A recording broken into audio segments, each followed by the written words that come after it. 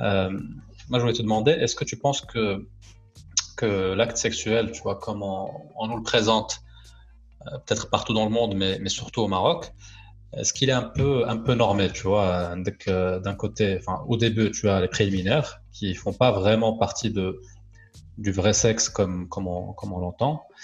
Euh, et encore, si tu as de la chance, tu vois, pour les préliminaires. Ensuite, la pénétration, c'est vraiment le début de l'acte sexuel tel qu'on, qu'on le conçoit. Et ensuite, encore une fois, si tu as de la chance, bah, tu vas avoir un orgasme pour les femmes. Pour les mecs, c'est un peu plus, beaucoup plus courant. Et du coup, la question que j'ai, c'est est-ce que ça nous laisse, tu vois, d'autres formes ça nous laisse explorer d'autres formes de plaisir, tu vois, au lit. Il est carrément normé. On a un schéma sexuel qui a été imposé grâce à notre principal éducateur sexuel qu'on connaît tous, le pornographie. Enfin, la pornographie, bien sûr, c'est le porno, c'est de la fiction. C'est mais c'est une production culturelle qui est très ancrée dans la société, beaucoup trop normalisée.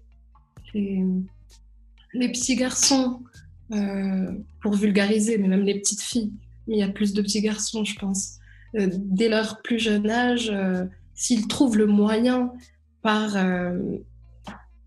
par la télé, chez les grands-parents ou dans un ordinateur, ou même dans un cyber, c'est à cause du porno qu'on a une sexualité aujourd'hui, depuis toujours, qui a été normée, avec un schéma classique de préliminaire, pénétration qui est présenté comme le plat principal du menu, alors que le mot préliminaire ne devrait même pas exister. C'est pas ce qui vient en entrée. Ce sont des Le rapport sexuel, c'est tout et n'importe quoi. Il y a des personnes qui aiment la pénétration, mais il y a d'autres personnes qui aiment d'autres choses et qui n'ont pas besoin enfin, je pense que le tout est de se détacher en fait de ces normes qui ont été imposées à cause du porno. Mais la question à se poser, je pense, c'est pourquoi?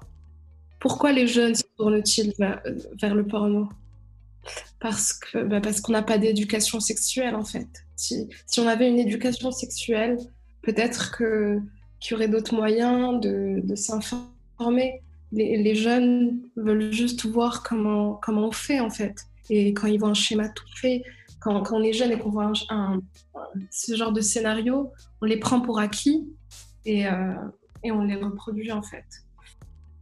Après, ces derniers temps, enfin, ces dernières années, il y a de plus en plus de porno plus positif, de porno plus diversifié, plus éthique, disons, avec des choses qui sont plus réalistes. Je pense que c'est positif, mais d'un autre côté, je pense que ça ne remplace pas du tout l'éducation sexuelle qu'on devrait avoir. Dans l'inconscient, euh, il y a donc le plat de résistance qui est la pénétration et tout le reste. Donc tout le reste, que ça soit des préliminaires, des fellations, sextoy, masturbation, peu importe toutes les pratiques sexuelles. Et on s'est beaucoup trop focalisé sur la pénétration, sur ce plat de résistance-là, alors que je pense que pour mieux se connaître, il est important de varier les plaisirs et donc d'essayer des choses avec le consentement bien sûr du partenaire ou de la partenaire. Mais, euh, mais oui, je pense que c'est important plutôt que de se focaliser sur un plat de résistance, essayer plusieurs petites tapas. Je pense que déjà ce que tu dis, c'est une réalité clairement, dans le sens où dans toutes les sociétés, hein, dans toutes les sociétés, c'est une sorte de, comment tu dirais, de domino, Zama. Une chose entraîne l'autre et Et ça doit se voilà. terminer comme ça. Hmm. Euh, Uh-huh. je pense déjà, pour la première question, parce que la manière dont on voit l'acte sexuel, elle est trop normée, clairement. C'est ce qu'on voit aussi dans les films, ce qu'on voit en fait, ce qu'on nous diffuse, ce qu'on nous projette dans les médias, ce qu'on nous Hmm. projette dans notre imagination. ce que nos mères, on va dire, ou nos parents nous expliquent, ou l'école nous explique surtout quand tu as des cours de sexualité, par exemple, ou même pas de sexualité, plutôt de procréation, parce que je pense pas qu'on a vraiment des cours de sexualité, mais plutôt des cours de reproduction sexuelle, dans la plupart, en tout cas, des écoles. Et c'est vrai que c'est ce qu'on nous apprend dans un sens, moi je pense qu'on nous apprend ça, comme je t'ai dit, pour la reproduction. C'est-à-dire que si ta mère t'a dit ça, c'est clairement pas pour t'apprendre comment avoir un orgasme. C'est pour t'apprendre comment avoir des enfants. Parce que dans notre société, خاصك تتزوج باش عاد تمشي للفراش مع راجلك باش عاد يكون عندك دراري. C'est la suite logique. Après, la بغيتي تلعبي في الفراش, c'est ton problème. Tant mieux pour toi. ولكن ماماك تقول لك زعما هذه هي la suite logique.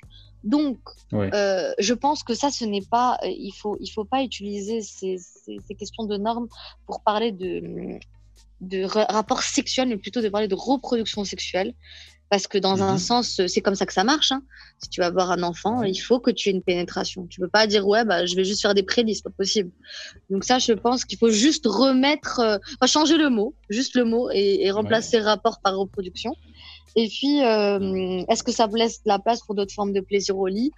Non, si tu suis les normes comme ça, pas du tout. Parce que tu te dis, c'est pas en utilisant un jouet que je vais avoir un enfant, quoi, tu vois. Après, si tu veux explorer, on va dire, des nouveautés au lit, il faut, comme tu dis, tester de nouvelles choses et du coup laisser de la place à des formes de plaisir variées et explorer en fait ta propre sexualité. Moi, quand je te parle de ça, je te parle d'akshi bouhdek ou la machi wahd akhar, parce que la sexualité n'est clairement pas supposée être à deux. Tu peux l'avoir tout seul. Surtout quand tu es célibataire depuis 15 ans. On va pas parler de ça aujourd'hui.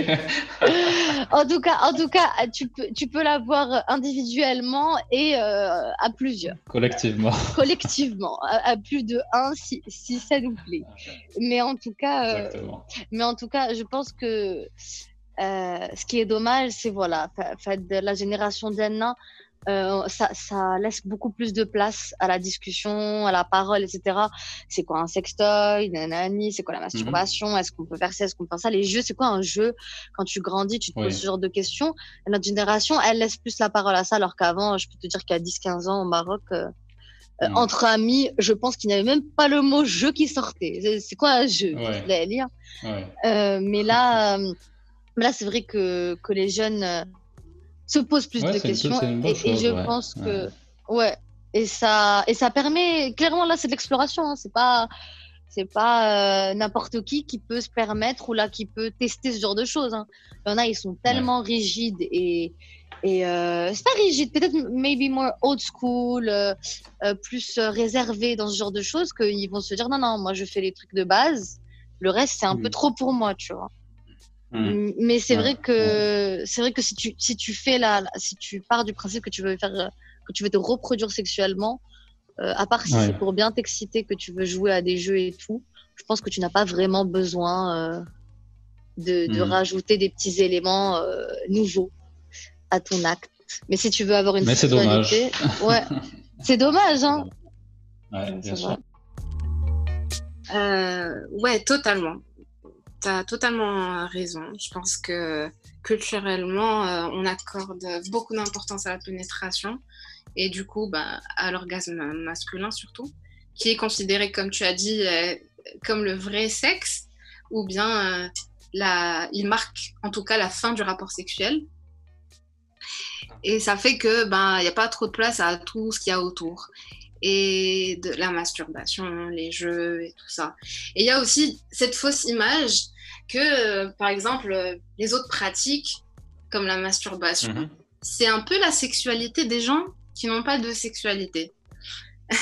En quelque sorte, on se masturbe parce qu'on n'a pas quelqu'un, on n'a pas de partenaire avec qui faire l'amour, ou là, on va se masturber parce qu'on est dans une relation à distance, ou bien on va se masturber c'est plus une action palliative quand le partenaire en face ne nous satisfait pas, tu vois. Mais jamais, comme tu as dit, on ne considère jamais comme un acte sexuel en soi.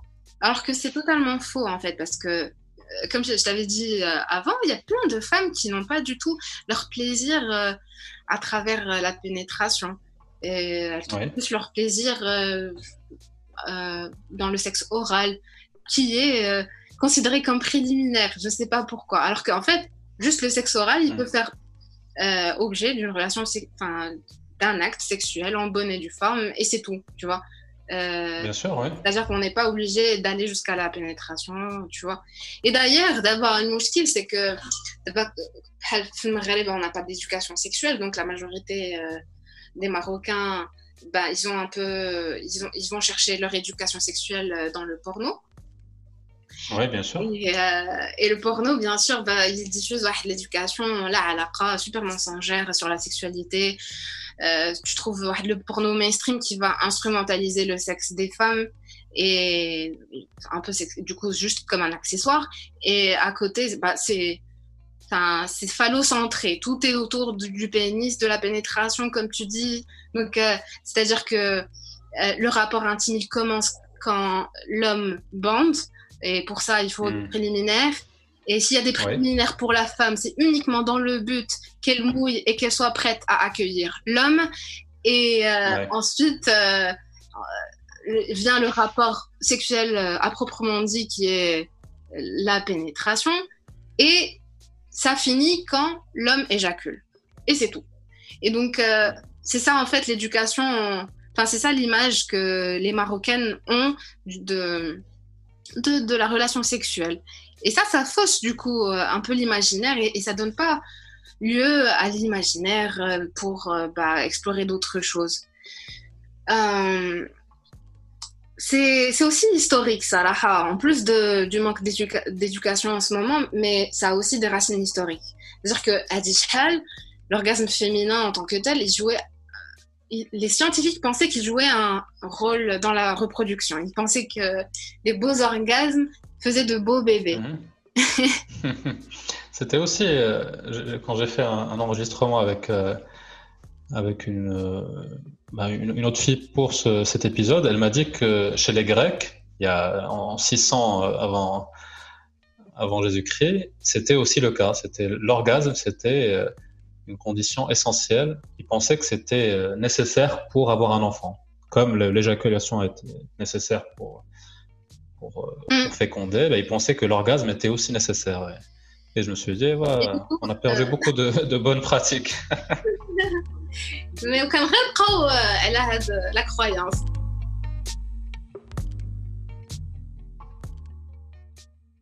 بحال اللي قلتي هاد لي زيتاب صافي بحال انه كاين ان شيما ستاندard de la sexualité. Comme tu l'as dit, préliminaire et entre parenthèses, comme tu l'as dit, si on a d'achat, pénétration, fin. Donc ça, c'est complètement centré, là, c'est centré que sur le concept même masculin.